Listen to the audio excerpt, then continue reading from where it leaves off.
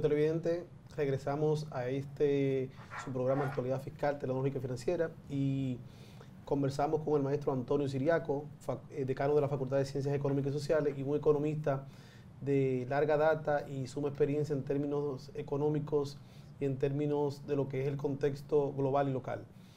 Nicolás. Antonio, sabemos que la economía mundial ha estado en crisis debido a la guerra entre Rusia y Ucrania. ¿Cómo pudiéramos analizar este contexto en la actualidad a partir de la reunión que se tuvo recientemente en Europa, donde la Comisión Económica Europea plantea ponerle un techo a lo que son los precios de los combustibles de Rusia? Sin embargo, Rusia, a través de su presidente, dice todo lo contrario. ¿Cómo pudiera afectar ese panorama mundial hoy en día? Mira, las sanciones a Rusia hasta ahora han sido totalmente fallidas.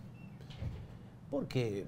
Porque yo creo que el mundo de hoy, Nicolás y Ramón, es un mundo que viene construyéndose sobre la base de tres pilares. O sea, es multipolar. Está Estados Unidos, que es una potencia, evidentemente la primera potencia del mundo. Está China, que obviamente es una potencia emergente. Está Rusia, que es una potencia militar. Y también hay otras potencias, otros países grandes, que más o menos actúan de aliados, que es la India. Entonces, ¿qué ocurre? ¿Qué está haciendo, por ejemplo, Rusia? Las sanciones han deprimido los precios básicamente del gas natural y del petróleo que vende Rusia. Entonces, eso ha permitido que China incremente la demanda y la India del petróleo ruso, incluso a precios de descuento. Por lo tanto, los rusos han mejorado incluso su nivel económico, el crecimiento de su economía. O sea, se vislumbraba que Rusia iba a tener una caída de 8.5 y no es verdad. ¿Por qué? Porque esos países, tanto China como la India, le están comprando una cantidad muy grande de energía y también le están comprando petróleo. No hay que olvidar que hay dos gasoductos desde China a Rusia que ya están terminados y prácticamente por ahí se vende todo el gas natural, de los rusos a los chinos. Por lo tanto, yo creo que eso es una sanción que va a ser fallida. Quien ha sido el gran perjudicado de todo esto ha sido Europa, porque en cierta manera lo que ha hecho es que le ha encarecido y le ha disminuido el abastecimiento de los combustibles desde Rusia a los países europeos. Estados Unidos pone una sanción, pero Estados Unidos está muy lejos de ahí. Claro. No le afecta todo lo contrario. No le afecta de manera directa. Las exportaciones de gas, de GLP y de gas natural licuado desde los Estados Unidos a Europa se ha incrementado. Los norteamericanos se han forrado. ¿Por qué? Porque quien está supliendo la falta de combustible, generalmente de Rusia a los países europeos, es Estados Unidos.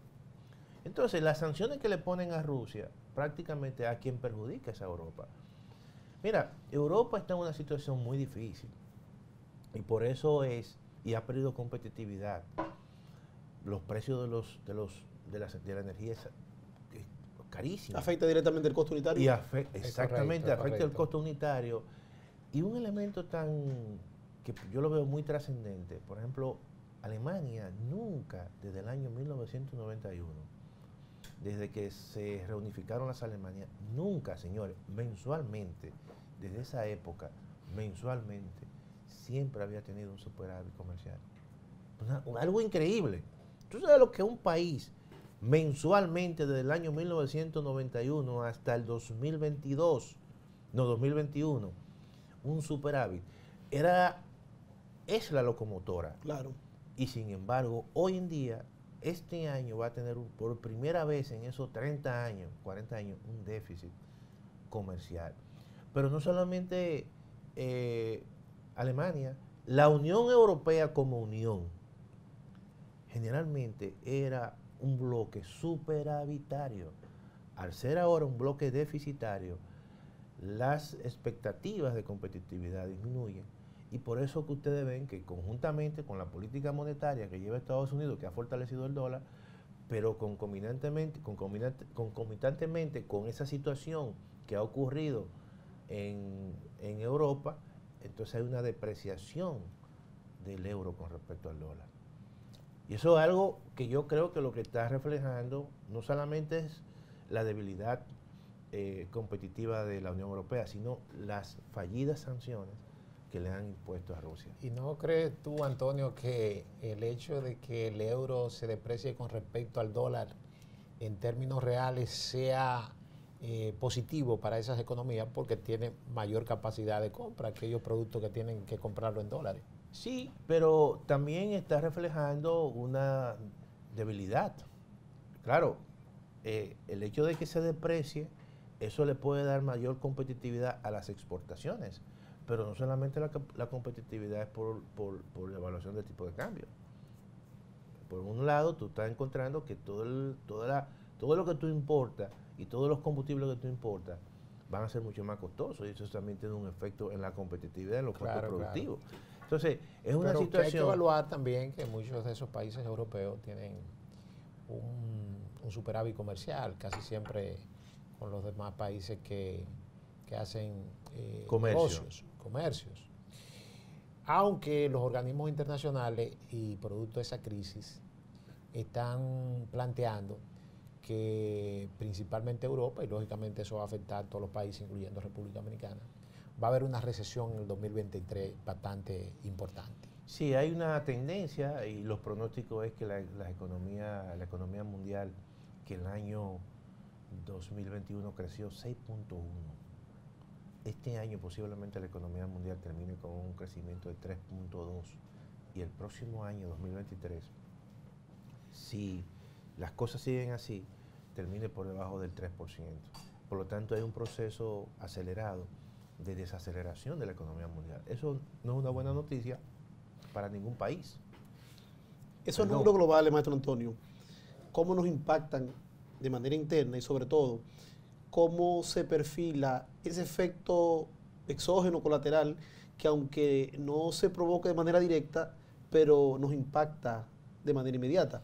En base a la proyección económica, ¿qué efecto tendría de manera inmediata, corto, mediano o largo plazo en República Dominicana? No, todas las economías van a terminar con un proceso de desaceleración de su ritmo de crecimiento. Y es normal, porque el mundo es global. Por ejemplo, si los Estados Unidos disminuye su ritmo de crecimiento, también nosotros tenemos un efecto parecido. Por razones muy obvias. La economía dominicana es una economía abierta, tiene sectores que son dinámicos, que están orientados al exterior. Muchos de esos sectores son importantes, generan muchas divisas. Por ejemplo, nosotros recibimos posiblemente, y vamos a recibir este año, por remesa, por poner un ejemplo, casi un poco más de 9.000 millones de dólares. Algo insólito. Un número importante. Importante. Entonces, si en Estados Unidos hay una recesión, eso significa que muchos dominicanos pierden su trabajo y hay menos remesas. Pero también significa que se demandan menos productos que se producen en el sector zona franca, que es un sector exportador y básicamente está dirigido a ese mercado. Pero también vienen menos turistas de los Estados Unidos. Entonces ya hay un proceso. Hay tres pilares de la economía que nos impactan de manera negativa. Sí, claro, y eso es muy normal. Entonces, claro, la República Dominicana es un país es una economía que tiene una gran capacidad de resiliencia. Eso hay que decirlo. Por ejemplo, este año posiblemente esta economía termine cercano al 5% o 5.1%, mientras América Latina va a terminar de crecimiento, mientras América Latina básicamente terminará con un crecimiento de 2.7%, es decir, casi 2 veces el crecimiento de América Latina. ¿Por qué? Porque nosotros, cuando el precio del petróleo se incrementa, entonces observamos que un mineral muy importante, que es un activo refugio, el oro también se incrementa.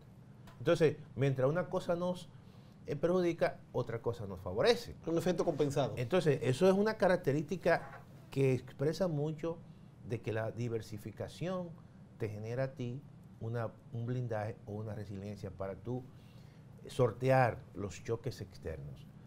Porque no somos ya una economía de un monocultivo o un solo producto de exportación. Tenemos diferentes bienes, actividades que nos permiten a nosotros sortear y diversificar. Entonces, es un elemento importante. Ahora, ¿qué yo pienso?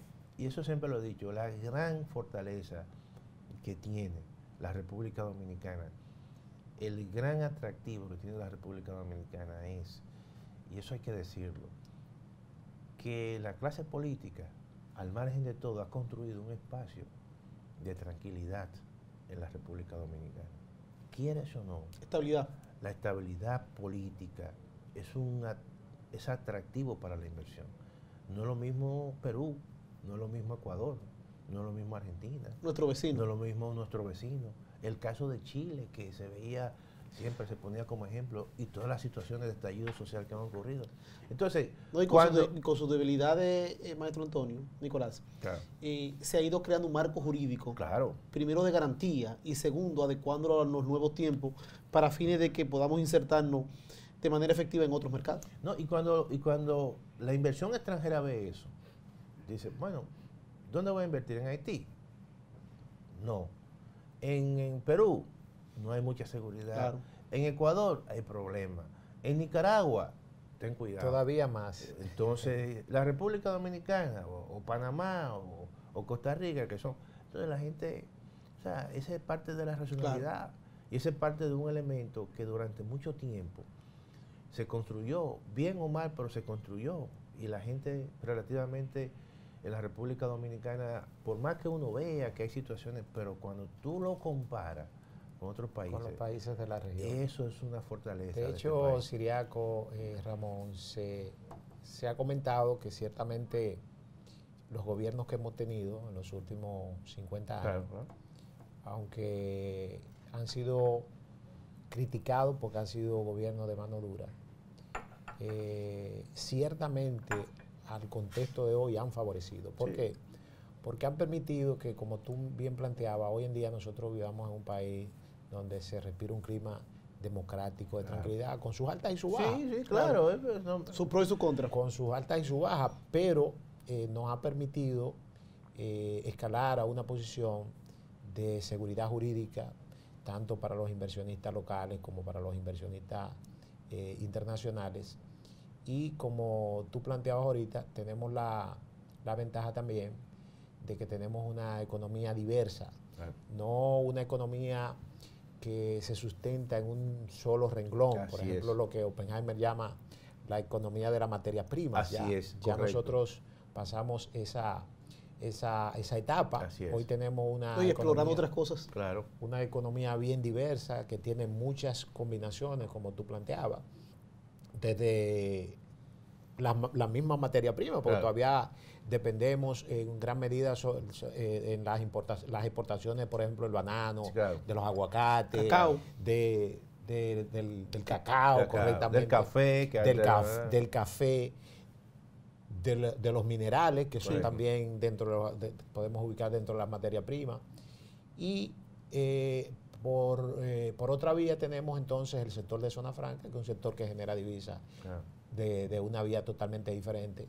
Lo que tú mencionabas, que ha sido quizás el principal generador de divisas, que es el tema de los dominicanos ausentes, las remesas, que siempre han aportado a lo que es nuestra economía.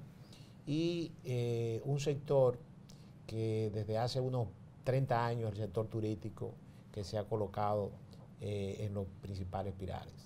Así es que creo que comparto contigo la idea de que una economía combinada, dinámica, que tiene una fortaleza que no tienen otros países, sobre todo también, Antonio, Ramón, que nosotros somos países que podemos decir que somos prácticamente autosuficientes en cuanto a lo que es los productos que se generan. La seguridad alimentaria. Nicolás, 1 hora es poco tiempo para sacar el provecho al maestro Antonio. Así es. Entonces, tenemos que comprometerlo para que por lo menos una vez al mes venga a compartir con nosotros un análisis económico de la economía dominicana y pasemos balance por lo menos una vez al mes. O quizás no tanto así, pues tú sabes que Antonio con sus responsabilidades de... Se lo robamos, pero le ya saco tiempo. robamos un día al mes. Yo saco tiempo porque todos somos maestros. Sí, sí, y amén. además los temas que... No, y pasamos revista de la economía dominicana. Y además, no solamente hablar de economía, sino también de otros temas mucho más No, sobre particulares. todo Porque queremos saber cómo el tema va. fiscal, yo creo que es un tema que nosotros podemos tratarlo. Porque Eso es yo sé que correcto. ustedes son expertos en eso.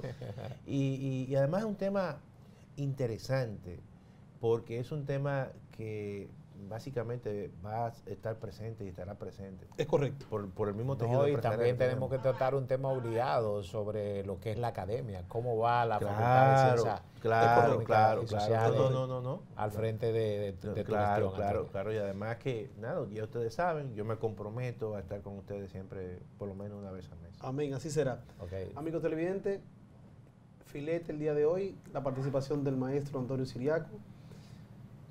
Para nosotros es un verdadero placer contar con toda su audiencia y el próximo domingo volvemos de nuevo. Pasen buenas.